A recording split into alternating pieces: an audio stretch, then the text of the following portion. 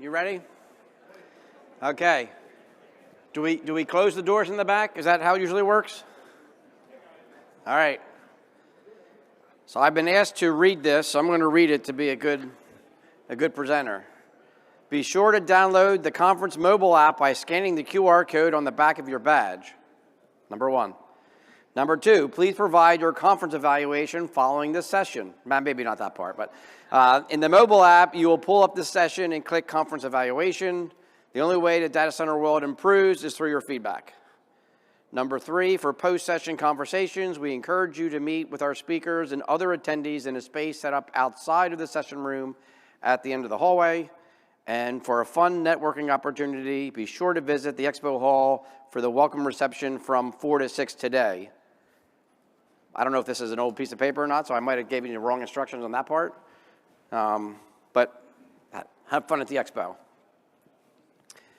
Okay, so I'm going to just do a little introduction, and then we'll just talk about our topic today. Well, let me go back to our topic, so the role of data centers in buildings, building a stronger electrical grid. And so I'm Gene Alessandrini. I'm the Senior Vice President of Energy and Land at CyrusOne. I've been in this role for 18 months after spending 30 years in the energy industry. So I thought it would be fun to, spend a lot of time in energy and then come try to help data centers in the world of land and power. I must say there's definitely days I think I've lost my mind. I probably should have stayed in the energy industry sometime, right? So we'll talk about some of these things today. As an energy person, I have been in the competitive market side of energy since 1998 when it deregulated. And I'm an economic purist, all right? That I fundamentally believe that if you allow capital to be deployed, markets will solve problems.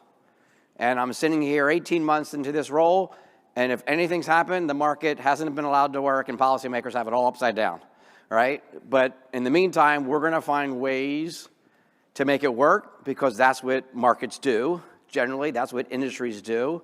They find ways to make sure they can put the pieces of the puzzle together, no matter how difficult we at times try to make it for ourselves to put the pieces of the puzzle together.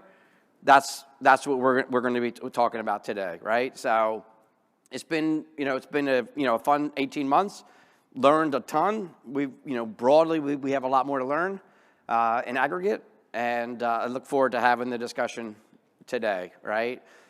So CyrusOne is a global co-location data center company. We have presence in the U.S., Europe, and Asia.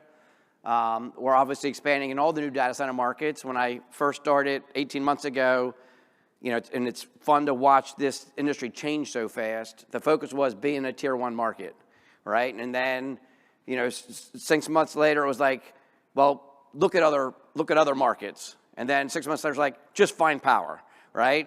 So in 18 months, we went completely from here's the way the market operates to this is we got to find power. And then we went from when I first got here was, do we want to own power plants to, well, I just left the energy industry. If I wanted to own power plants, I would have stayed in the energy industry, to now I'm sitting here and I have to build power plants, right? So in 18 months, we've just had complete reversal of all things that you would thought rational behavior would have led to. But that's where we are, right? So we're seizing the opportunity, and expanding our business the way it needs to expand to meet the needs of our customers and to meet the needs of the market.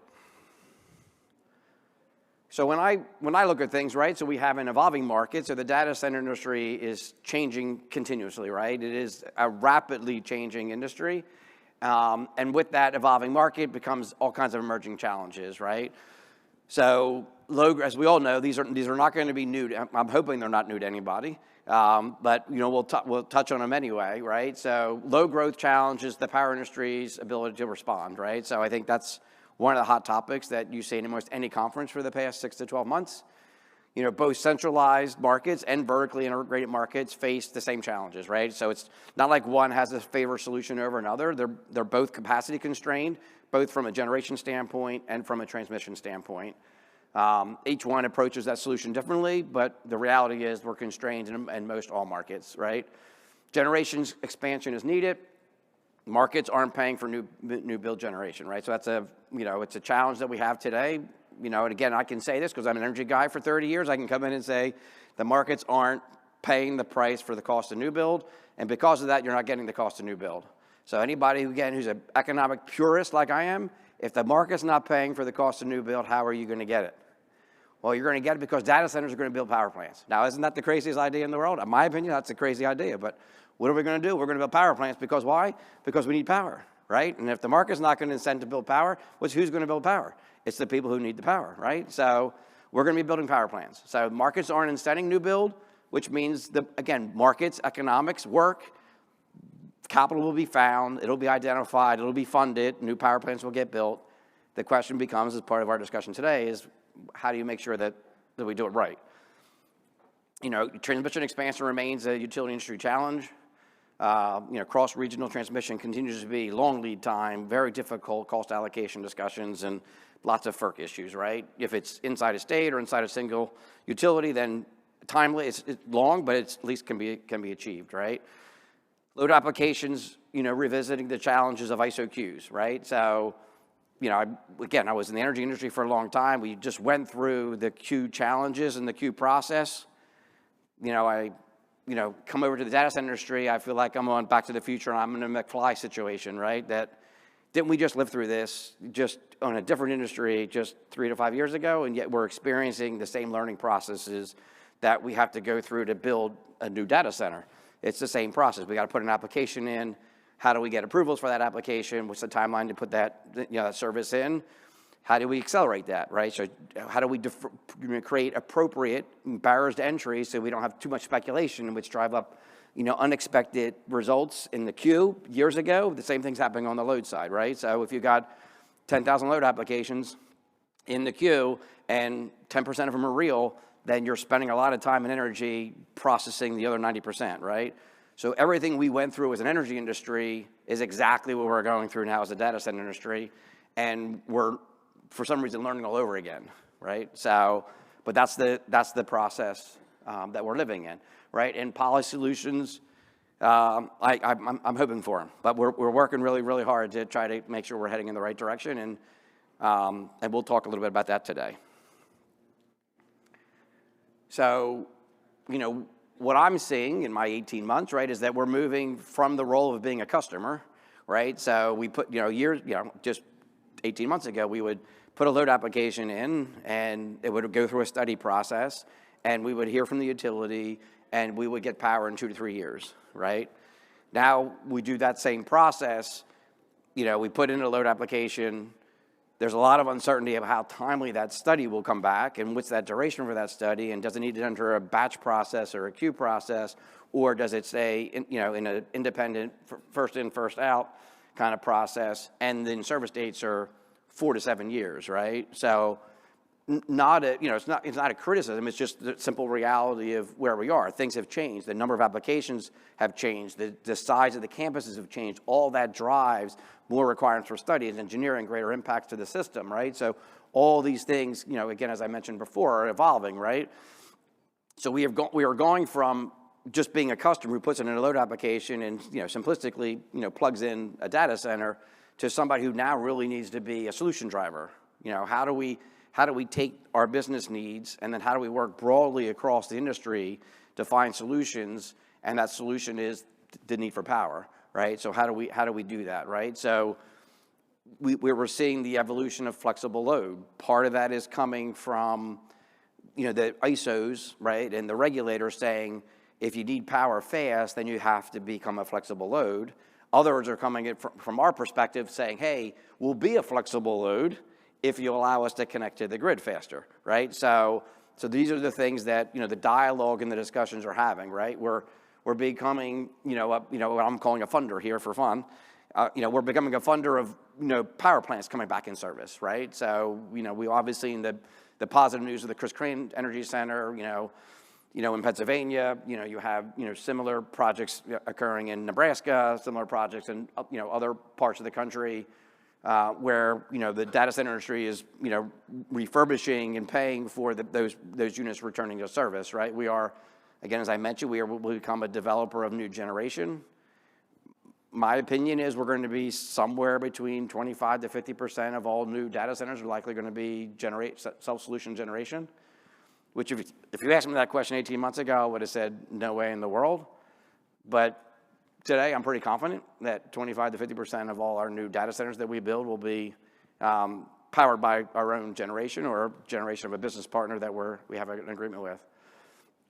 We will also be the funder of new generation technologies, right? We're going to drive geothermal expansion. We're going to continue to drive fuel cell expansion. We're going to drive SMR expansion, all the things that are necessary for us to get new generation into the market. At the end of the day, if the market's not getting us there, we will become the industry that funds and gets us there. And it's not because we want to, it's because we have to, right? So, and that's where, to me, on the policy side, we've got to find ways to make sure that we're connecting the dots. How do we do it better? But in the meantime, while we're trying to figure out how to do it better, we got to do it. And if we're going to do it, it's most likely going to be, the data center industry. So again, not where I would have thought 18 months ago the solution set would have came from, right? That I was more hopeful, again, being a market guy, that we would have solved that holistically across the market. But instead, this is where we're sitting, right? We are an advocate for, new grid enhancing technologies.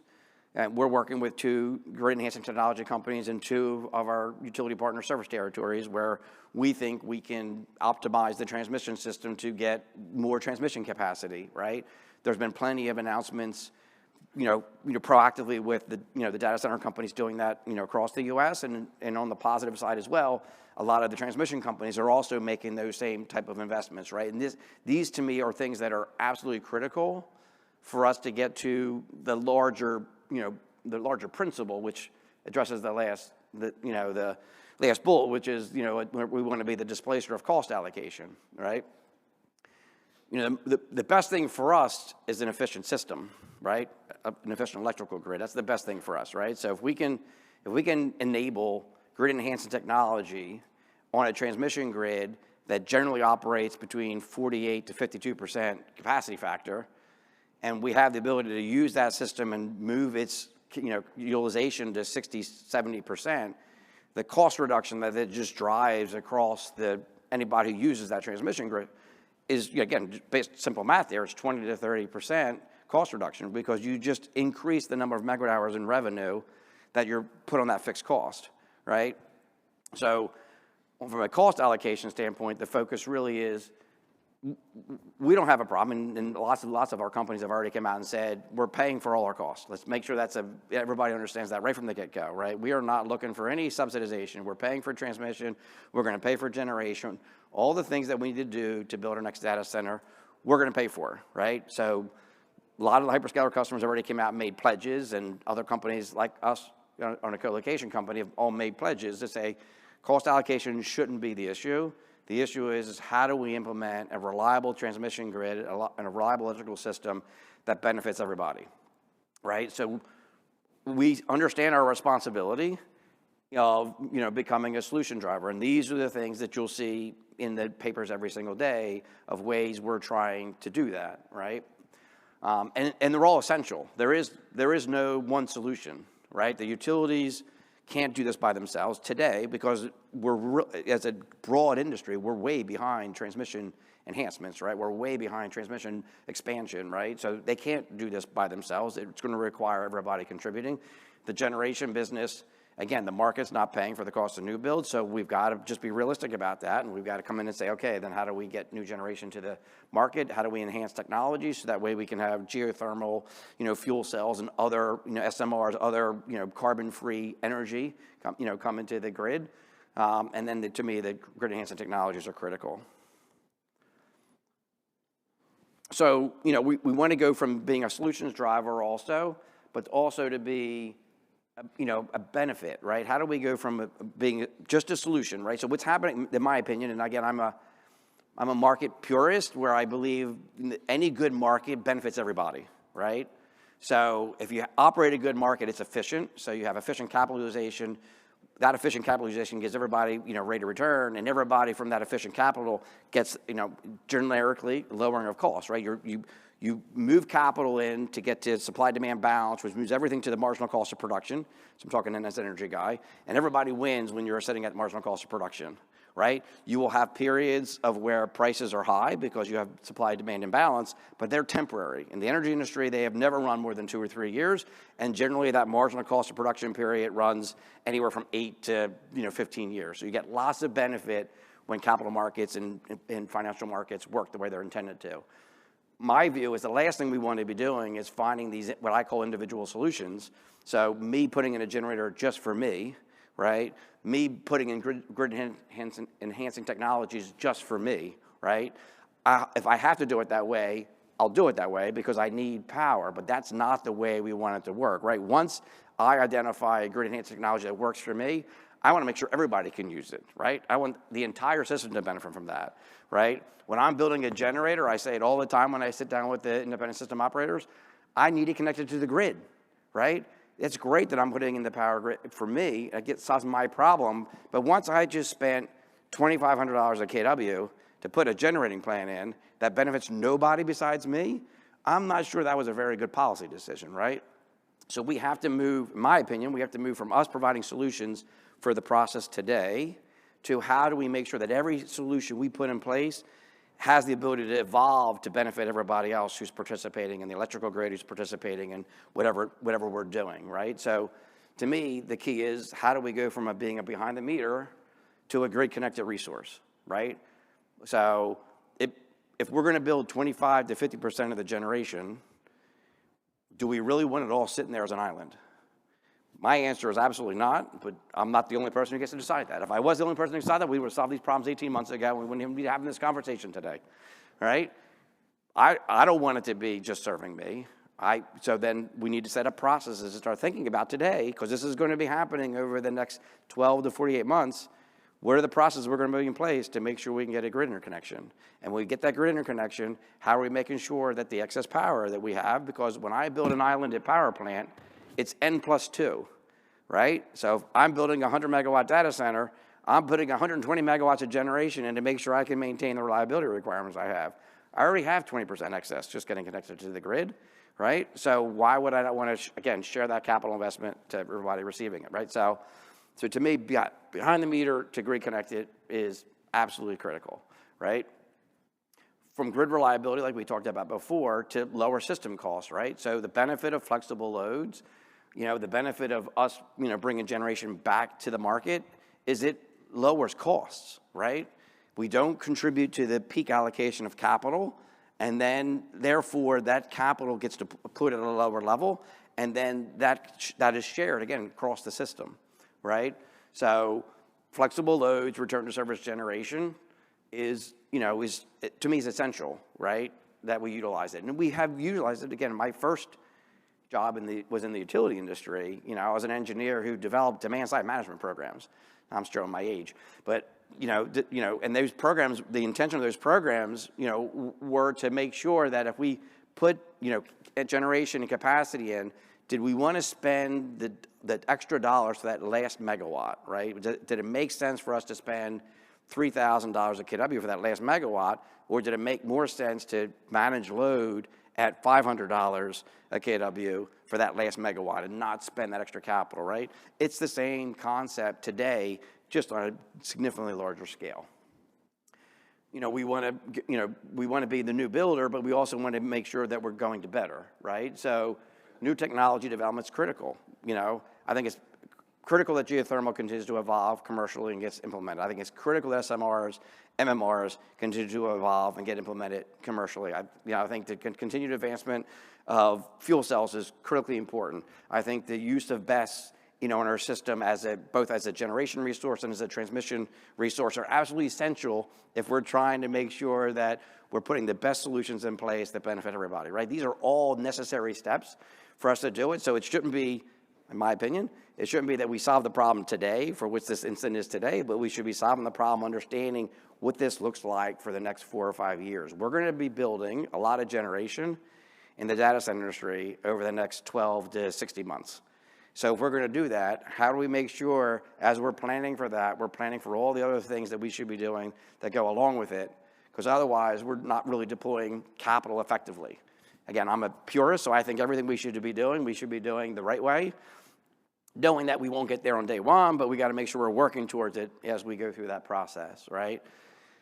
So from single deployment, what I just said, to system-wide application, right? I don't want to do things just for me. I will because I have to, right? My boss is going to tell me I need power at that data center, solve the problem, then I'll go solve the problem. But when I'm solving that problem, I'm already asking who my utility partner is. Okay, how do we do X, Y, and Z? And I go to the independent system operator. Now I want to do A, B, and C, and I have to get everybody else on board because I want to make sure that we're looking beyond the day that I just put the switch on and serve my data center, right? So these, to me, are all really, really critical for us to get to where I think we need to get to, again, holistically across the industry, right? And that industry being data centers as well as that industry being, power, utility, generation, transmission. That must have been my last slide. I was just getting warmed up too, I'll probably just type a few more things up here real quick, and then we'll just keep on talking. So I think from my perspective, I think the data center industry is in both in a unique position, where it actually can be the solution driver. At the same time, we're in a challenging position because in my perfect world, I don't want to have to be the solution driver, right? I mean, I would really prefer that the energy markets, the policy, and the regulatory frameworks allowed for that solution to evolve organically, right? But the simple reality is we're not there, right? And we're quite honestly, from my perspective, and I can criticize myself because I still consider myself an energy guy. We're likely not going to be catching up anytime, quickly, right? My expectation is it's still going to take us 12 to 24 months even to probably get it all squared away, right? God bless you. With that, I think the simple reality is we, the people in this room, data center companies, generation companies, hopefully there's a few transmission providers in here, independent system operators, we all got to come together and figure out how we're going to do it, right? And the way we're going to do it in the near term is we're going to do these individual solutions. You're going to see all these individual solutions come out, which I think is healthy, right? Because, generally the marketplace, they're fast followers versus innovators. So if that's the case, once we deploy these singular solutions, it's learning and being aware of what they are, quickly adapting, and then making sure as we adapt that we're growing them across what I would call a broader benefit, which to me is really the key. And that's what we're, what I'm focused on, right? So I'm going from, okay, I'm no longer a customer, I'm a solution driver. And now if I'm going to be a solution driver, I'm fine with that. But now I got to make sure that my solutions benefit more than just me, right? So, and I think the simple reality is it's going to happen. That part is going to happen, right? So the two things that are going to happen, I have 100% confidence in, is we are going to drive solutions. And then the next natural benefit and activity that's going to occur afterwards is, we're going to drive benefits, right? It's in everybody's best interest. People are already talking about it. Obviously, we all know it takes a lot more to talk about it to actually put into action. But those things are already starting to happen. So I talk fast, so I apologize for that. So if I need to go through it again, I'll go through it again because I probably still have time to go through it again. But if not, I am more than happy to take Q&A because on this topic, for sure, I could talk for days. And I'm also fine if you guys want to take the rest of the afternoon off and, and tell me I talk fast and you appreciate the extra 20 minutes in your life. Is there going to be somebody with a microphone walking around, or yes, can I just pull people out and embarrass them? Okay. Okay. We got the man right here in the sport coat, and then we got a couple of people over here in the middle over here, one in blue and one in a vest. So my question is, for inside, data centers are going to build their own become power plant operators, developers, operators. Is the technology that's being deployed going to be efficient enough to participate in the grid on a day-to-day basis? I mean, I think of backup generation. So I'm asking a question about what type of power generation technologies are going to be deployed such that they would have a role in, call it, the day-to-day operation of the grid. So you've got emergencies where you've got to turn on your diesel generators and you need companies to deliver fuel, which is the company I work for, so that's why we're here. But I'm thinking also about, if we're going to be part of the solution providers, we need to have efficient power plants to compete with these big 500 megawatt, 1,000 megawatt power plants. And so is that the type of technology we're talking about? Are these inside the fence power plants going to actually have a role? Are they going to earn their place by being efficient, or are they going to be a special case because data centers are special and they need power today, and so they'll operate by different rules? Well, look, I can't speak for data centers, but I'm special. And you already know that. You already know that, because we go way back. Simplistically, the evolution of the generation in our business is going to start with recip engines, right? So the simple reality of where data centers sit today is the most important thing for us is reliability. So it's 3 nines. Generally, if you're putting a generation solution in, it's 3 nines, so 99.9% availability. So when I say that coming from an energy world, people think I'm out of my mind, right? But simplistically, that's where we need to be. The only solution today, and again, the industry's just been doing this for 12 months now, right? The only industry solution that we have today that does that really is a recip engine, right? So it's a recip engine with a BESS or with a supercapacitor or with a synchronous condenser. It's something that it makes sure that we can serve the load and do it so reliably. Simplistically, the heat rates of that unit is going to be between 8 and 9. You'll get some that could be teetering in the high 7s, right? So a new CCGT is going to be in the low 6s, right? Now, the beauty back to, is it going to compete with the market, right? So what's going to happen is I'm going to sign just to pick a number, 15-year agreement with my generation partner. They're going to build a generator. I'm going to use it. It's a 15-year agreement. Say the first 7 years, it's an island. And then through my beautiful discussion here today, everybody runs out and tells all the policymakers to be ready to connect it to the grid. In 7 years, it gets connected to the grid. At that time, it's 7 years old. It's a recip engine that's running 8,000 hours a year. Its heat rate moves, say, from 7.8 to 8.1 to somewhere in the 8.3 to 8.5 range. In a market, if we use Texas as a market, it got a marginal cost heat rate of probably somewhere in the 7.5 range, right? So is that unit becoming a baseload unit? It's not. Now, is the market worried about that? It shouldn't be, because I already paid for the capital, right? So the market is simplicity, in my opinion, getting a free option on my generator that I already spent capital on, all because I want to make sure that the benefit comes out, right? And the benefit for me is that's a peaker, right? It's a peaker that's running 10% of the time. It solves ERCOT's reliability issue. Yes, I'm going to make some money on those 10% of the times that it runs, but all that is going to do is offset the cost that I just invested in, right? Because to pick a number, I put in a 100 kW unit, right? So I spent $250 million, 100 megawatt unit, I spent $250 million putting in that generator to serve my data center. And the market gets the capital cost for free, right? There's no capacity market in ERCOT. I'm not getting any capacity revenue for it. So the market gets it for free. And what they get is they get a peaking asset, right? So to me, the benefit side it's glaringly obvious that we should be doing this. Now the question is, how do we align everybody up to do it, right? So I still got to work with my utility partner to say, I need a transmission interconnection. You need to study it for both a GIA, a generation interconnection agreement, and a load application, right? And we got to find an interconnection cost that's reasonable so this benefit can be shared with everybody, and we got to do that. And right now those processes are independent, right? So now how do I say, okay, if I'm both, how do we study them independently but bring them together so when I look at my project, it's looked at it holistically, and then everybody gets the benefit, right? All that learning still has to go on. It hasn't happened yet. I can't be an IPP.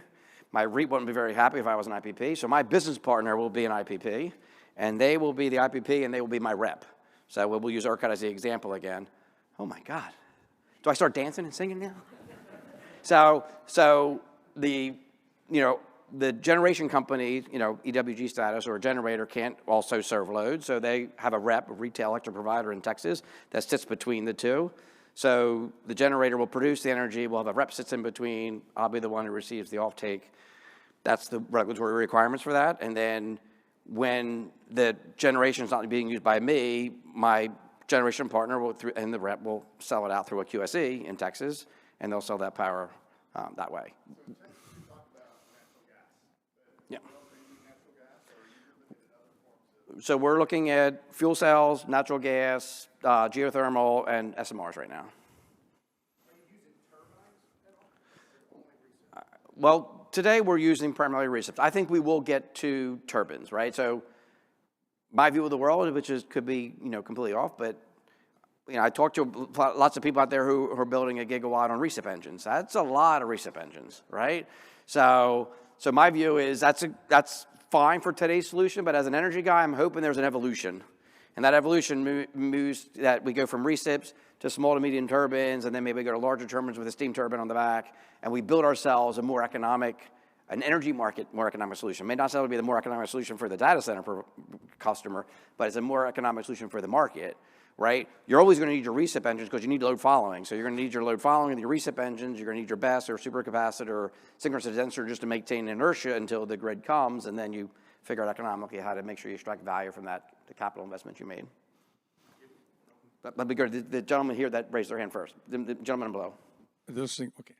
I have a couple comments. So in ERCOT, you got a completely different world. It's its own self. But I'm in Zone 7, MISO. To interconnect right now, to sell, not to buy, to sell. A 90 megawatt plant costs $130 million. That's the T. That's the first problem you got. Secondly, if you're going to sell energy, you're going to be dispatchable, which means you're not going to be able to serve the data center first. You're going to have to serve the yield load first. And as soon as they say trip, you're going to have to go down if you want to actually sell the power.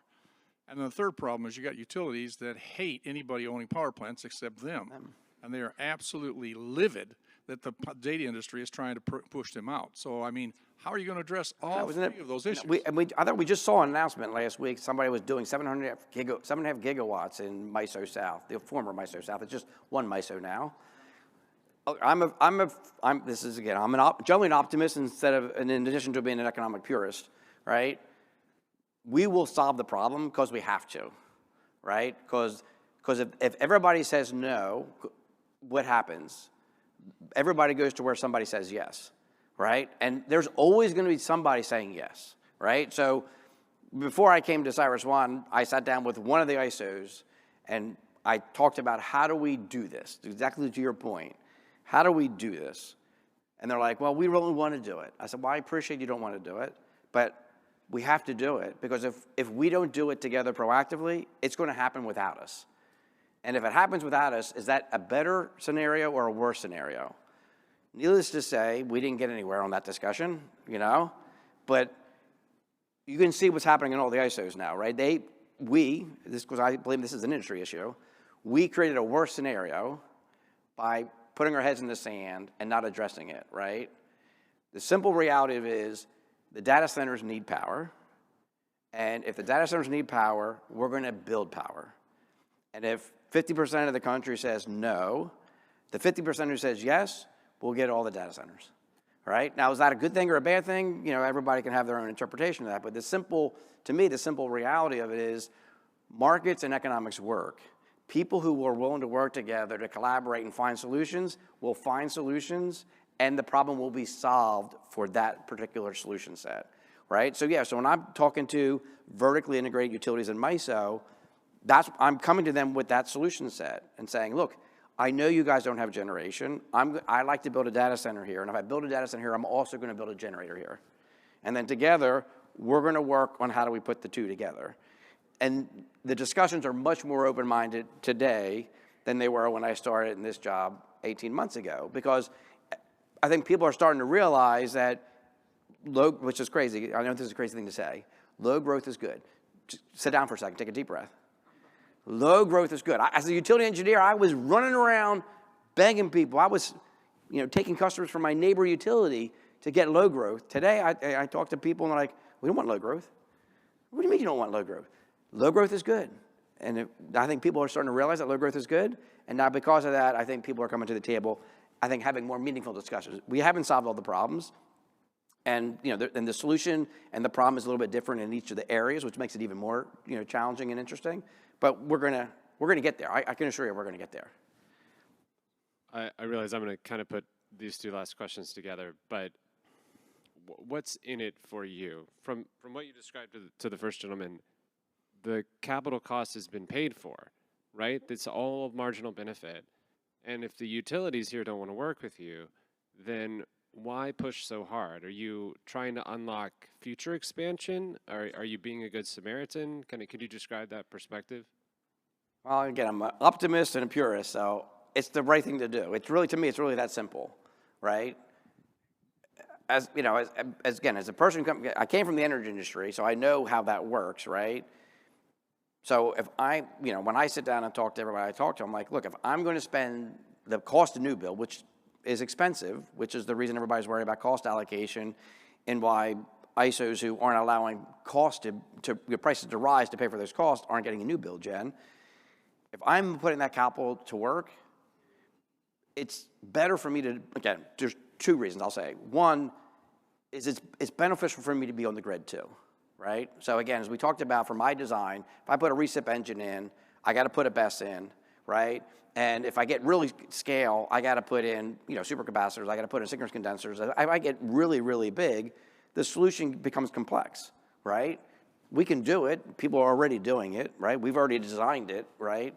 It can be done, but again, is that really the right answer? My view is that's not the right answer, right? It is a temporary answer, but it's not the right answer. So once I solve the problem, because that's what I have to do, I have to solve it, I'm going to want to connect it to the grid because of two things. One, it benefits me too. The inertia of the grid, even though inertia's gone down on the grid because it's mostly renewables and you have less, mechanical equipment on the grid, it's still good for me to have the inertia of the grid. And if I'm going to get the inertia of the grid, the benefit is I can give you everything else that comes with me connecting to the grid, right? So it is a two-way street there. Yes. Very enjoying the entertaining speech. I'm also a power plant engineer coming from the energy side, and what I'm wondering that the industry talks so much about new fancy technologies, SMR, geothermal, which makes sense, will come. Yep. But I think there is so much extra power available with a conventional technology by cycle closing. There's so much, let's say, open cycle configuration, recips, gas turbines are installed, but just adding steam turbine, which is a super proven technology, you can get 30% extra power. Why the industry is not pushing in this direction, which is a super low-hanging fruit? It's an excellent question. So let me ask you this question. If I solve that problem at your power plant, we pick your power plant, we solve it, we put the extra efficiency in, we add the steam turbine, whatever we want to do, called CHP, whatever we want to do, what do you think the chance of me getting that is? 1%? Well, 2%? So the challenge, the logic, say from but I want the system benefit, right? Which is why I want my generator on the system. But if I would have built a data center here, and your power plant is electrically here, and you enhance your power plant, I get nothing over here, right? That's reality, right? I mean, nobody wants to say it, but that's reality. The reason I'm putting in generation, the reason I'm putting in GET, the reason I'm putting in all these technologies is because it allows me to get power here, right? So me getting power here solves two problems. One, I get to build a data center. Two, the market eventually gets my power, or the grid technology gets enhanced and I get my power.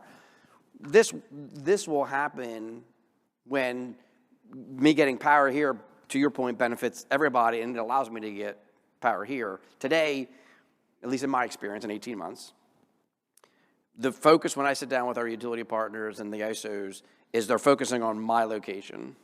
And the only way to solve my problem at my location is to electrically solve the problem, which means I have to be electrically connected. So that way I'm solving the transmission issue and I'm solving the generation issue at my location. That'll evolve as we get smarter and as we enhance other ways to do things. Then I think your point it'll come up, right? That okay, we just need generation. Location is less relevant. We just need generation, and then that will be where that all starts expanding. Yes, David. So just off the calculations, we're talking about 25% of 80 gigawatts in the next 5 years. The realistic approach to that is going to be gas. Yep. Right. So we're talking about 1.8 trillion cubic gas. Right.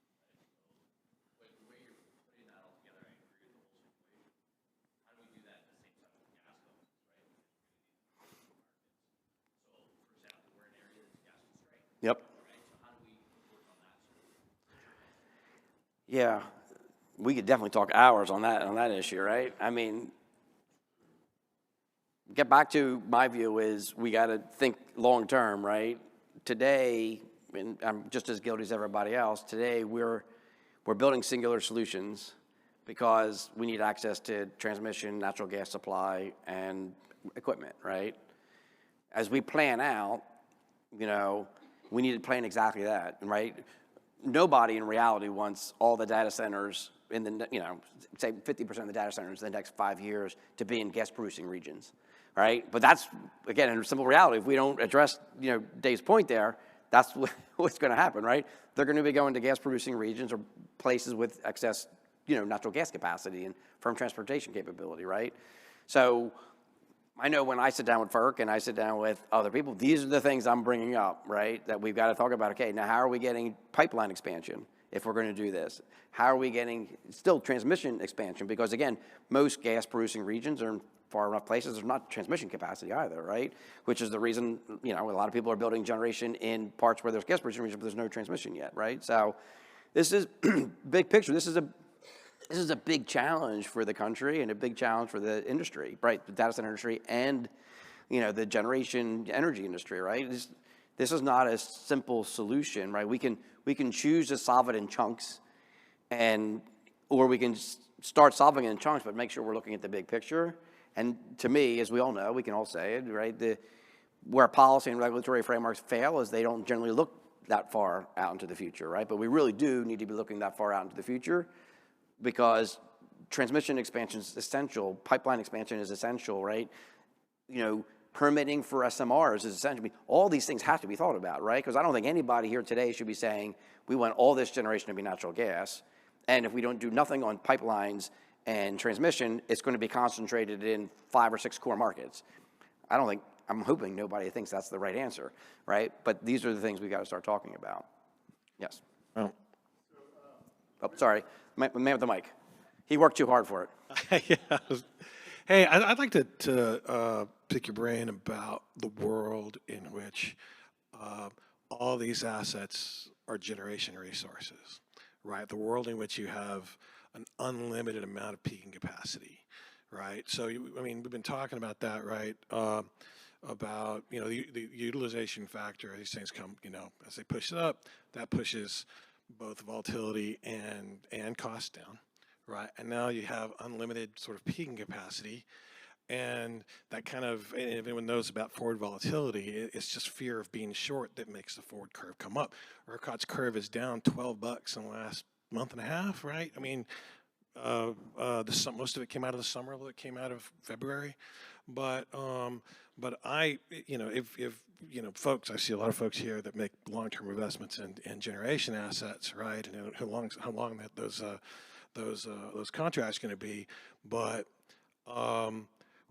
in a world in which everything gets connected up, everybody is a generation resource, everybody, you know, all demand resource, you know, all that kind of stuff going on. In the past, I think you've been at it for about 30 years, it's been about the same. ERCOT had a big sort of, you know, overhang, right? The only way we got out of that peaking overhang was to grow into it. Yep. Right? We ain't going to grow into one this big. And so how do we avoid that? That would be my question. How do we avoid a peaking capacity overhang that crushes volatility to the point you think you're not getting paid right now for generation? Wait until everybody knows there's no chance of price. Yeah. So I'll go back to my economic purist theory. The beauty of economics is the fact you will always overbuild, right? And that's because everybody thinks they're the last megawatt. And I've been in this industry for 30 years, right? And it happened in the 98 to 2001 cycle. It happened in the 2009 to 2013 cycle, right? Everybody believes that they're the last megawatt. So at any commodity, I don't care what commodity it is, everybody thinks they're the last megawatt, they're the last MMBTU, they're the last barrel, whatever it is. They all think it, and because they think it, you will always overbuild. It's impossible, in my opinion, it's fundamentally impossible not to overbuild a capacity market. Any commodity market, it's guaranteed to be overbuilt, right? So I don't think we should worry about it because it's going to happen, right? If they allow the market to work, you will always get a supply-demand signal that says you need new generation. Prices will rise until the cost of that new build is paid for, and it will be short-lived because once it's there, everybody will think they're the last megawatt or the last MMBTU or the last barrel, and they will overbuild that market, and it will immediately go, because that's the way economics work, in commodities, it'll immediately go to marginal cost of production. We can't prevent it. Because everybody in this room is going to think they're the smartest person, and they're going to build the last megawatt, and nobody else is going to do it. And I've been in this space for 30 years, and it happens every single time. And I would go to banking conferences, and I would go to investment conferences, and everybody would sit there and tell me with a straight face that they would not lend $1 on that next extra megawatt or MMBTU, whatever that was, and they were all wrong. And the next year, I would sit there and have the same conversations, and they would say the same thing. And guess what? They were all wrong again, right? So every cycle, I would be at a banking conference, and I'd, be sitting there saying, okay, we think we're at equilibrium. Or was everybody happy with that we're at equilibrium? And they're like, yeah. I said, so you're not going to put any poor capital out to the marketplace anymore. Yes, right, we're disciplined. Next year, our guaranteed gas was back at $2, right? So it's fundamentally impossible to think that you're going to prevent commodity prices just to go down to the marginal cost of production, because it has to, because capital is efficient and everybody thinks they're the last one, right? When I came into in the data center space, the first thing I said to all my friends in the energy business is, you guys need to solve this problem. Because the last thing you want is the richest companies in the world becoming generators, right? Everybody thought I was nuts. I'm like, I'm telling you, does this make any sense? If I'm a generation company and I'm putting capital investment into a marketplace and I'm not serving the biggest people who need the power and they do it themselves, is that a competitor that I want? And look, I was in commodities for 30 years. I know my answer really fast. Hell no, don't touch my market, don't touch my market. But where are we? We're exactly what we just described, right? We're going to be building power plants at N+2 at, just to pick a simple number, 20% excess. And I'm going to be fighting for connection. Why am I going to be fighting for connection? Because it's the best thing for everybody, right? Including me. Now you're the generation company. Now what are you? Now how long is that cycle before you get back up to supply-demand balance? You better be praying for a lot of load growth, right? So you're sitting here and we have these conversations, and I sit down with ISOs, and I sit down with generators, and I sit down with policymakers. Nobody's thinking about this stuff, right? When I was in my beginning of this industry, 2001 to 2015, I was in the policy states all the time talking about renewables, because I work for both a thermal and a renewable company. They would put these renewable policies out in place, and I'm like, you understand you're driving the price to zero, right? Because they would put a rec market in place to say, I'm going to pay $300 for a solar rec, right? I'm like, you can't pay $300 for a solar rec. Why not? It'll get people to build it. Yes, but at $300, everybody's guaranteed to make money, right? And if everybody's guaranteed to make money, what does capital do? They run to it because they're guaranteed to make money. You can't lose money, right? Their state's paying you $300 plus your energy costs, and it costs you $150 to build it, right? So everybody's building it. And I would go back the next year, and they're talking to me, rec prices went to zero. Well, no kidding, they went to zero. You guaranteed everybody a rate of return, and the market oversupplied it. Of course they went to zero. Well, what are you going to do now? Well, I'm going to artificially increase the demand. And then, well, what are you going to do with the price? We're going to keep it the same. I said, well, why do you think that's going to work again? Yet they would do it. They would artificially increase the demand. They would keep the price at $300. The whole next round of new build came in place. I was back the following year, same cycle. What was happening to rec prices? They were $0, right? What happened? They had to do all over again. Artificially increase the demand. RPS went from 10% to 12% to 15%. And we repeated this cycle for 3 or 4 years, right? So we're not going to be able to mitigate the fact that it is a commodity market, and capital will flow to commodity markets when they think they can make money. It will immediately, once you get 1 megawatt above supply-demand balance, it immediately goes to marginal cost of production. Doesn't matter what the commodity is, it will happen. And if we're not thinking about that and talking about that, this will result in just extending that cycle. It's not a bad thing, it's just a reality. We'll find low growth, we'll drive market efficiencies, you'll have consolidation like you always do in the overbuilt commodity market, and the market will solve the problem. Instead of that cycle being 8 to 15 years, it might end up being 18 to 22, right? I'm a purist. That's the way the world works. That's the way markets work. People don't want to necessarily appreciate that and accept it, but that's reality. We'll have this discussion. Hopefully I'm retired when we're having that discussion, but we'll have that discussion, but this will be the cycle. I got one more question, I think, before they throw me out of here and tell me you're taking way too much time. I think you mentioned earlier that data centers don't want to be an IPP, and I think they are still inclined to just do 15, 20-year PPAs versus owning the generation. And given how fast things have been changing for the last 18 months for you, do you see that changing as well? Do you think data centers will eventually want to own behind-the-meter generation? It's a debate we have all the time. And so the question was, do you think data centers will become IPPs? And it's a debate we have internally all the time, right? My answer is still no. My answer, again, so I'll just give you a quick example, right? So let's say we're going to build, that 100 megawatt data center we talked about, right? So my investment in that 100 megawatt, data center is $1.5 billion, right? My customer's investment in that data center is $4.5 to $6 billion. And if I got to do the power plant, it's another $250 million, $300 million, right? So if I got to invest $1.5 billion, do I really want to invest another $250 to $300 million? Simplistically, the answer to that question is really no, I don't, right? I'd rather build my next data center than build my next power plant, right? So in a perfect world, which we don't live in, but in a perfect world, if I'm deploying capital, it makes more sense for me to continue to deploy my capital in my business and allow my business partners to deploy capital in their business and me to offtake that so they get their rate of return and I get my power from my data center. That's me being, again, idealistic, right? Ask me this question in 12 months and my answer may be different, right? Because we haven't solved that problem yet of how a generator serves a data center. We're learning and we're living it and we're getting better as we're doing it. But that's a complex problem, right? And I know when I sit down with my business partners, I'm trusting them to know how to do it. We have implemented very few of these to know if they actually know how to do it, right? We don't know how to do it. We've never operated a power plant in our lives. We understand how to design it, but we don't understand how to operate it, right?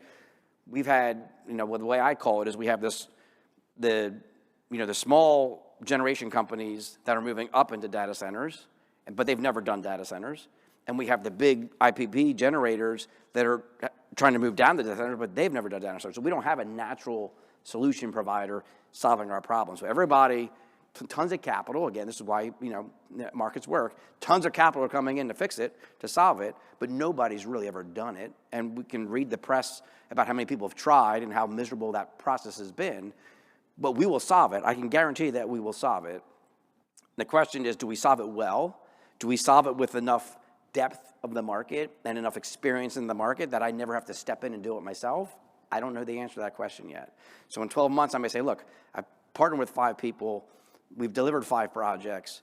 They're all B, right? Everybody worked hard. We did everything great together, but they're all Bs. Do I need an A?